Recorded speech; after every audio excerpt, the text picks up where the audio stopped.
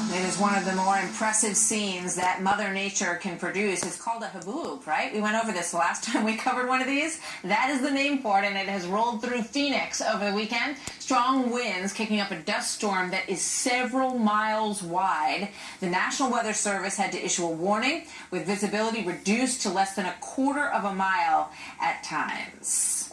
Watch out for that. Wow, how about that? Well, meanwhile, there are more problems with Obamacare. Several major national insurance companies say they are planning to abandon markets across the country next year as they take large financial hits from the program. This as we learned some insurers are proposing some big spikes in their premiums for next year.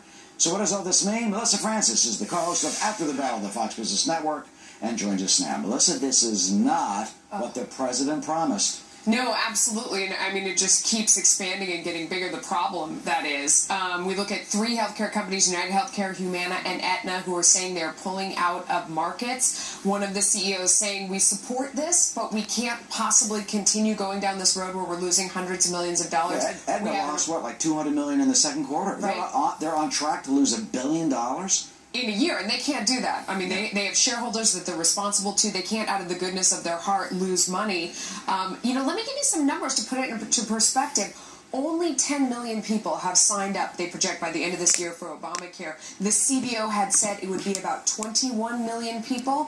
All in America, 150 million people get insurance from their work. So we're talking about a tiny fraction of people getting covered, and the whole system has changed as a result. Everyone's rates have gone up. You look at places like, this was the latest news, out of Wisconsin, they're looking at increases as much as 38% in that community. On average, people will see their rates go up by about 20%. If you have a subsidy, you're in luck. If you're that hardworking middle-class person who's having a tough time making ends meet, you're out of luck. And unfortunately, that's the way we see these policies result. It hits the people in the middle the hardest. Well, the administration claims and says, yes, there are people now who are covered who weren't covered before. Yes. And that part of it's working. But Aetna, for example, says not enough healthy people have been signing up. It's all skewed from what was promised, that the healthy people would then pay for those who need it.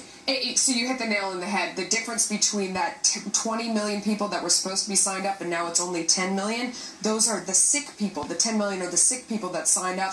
Their rates, they're consuming more health care than they're paying for. That other 10 million people, they're like, wait a second, it's cheaper for me not to be in the system. It's cheaper for me to pay the fine. So they're not signing up. I mean, it's just logical. People can do math. They look at their wallet and they can tell, this is going to cost me more than I can afford, more than I'm going to use it. I'm not doing it. It was all predictable from the beginning if you could do math. And you're supposed to have a choice. Let me show you what The Hill is writing about this, saying some places don't have a choice under Obamacare. They say, quote, the dearth of options in rural, sparsely populated areas is a far cry from what Democrats promised when selling the Affordable Care Act. Obama talked at the time about how the law would create a one-stop shop for insurance, comparing it to websites where people can look for airline tickets. Relying on just one insurer to offer coverage runs the risk of having Obamacare disappear.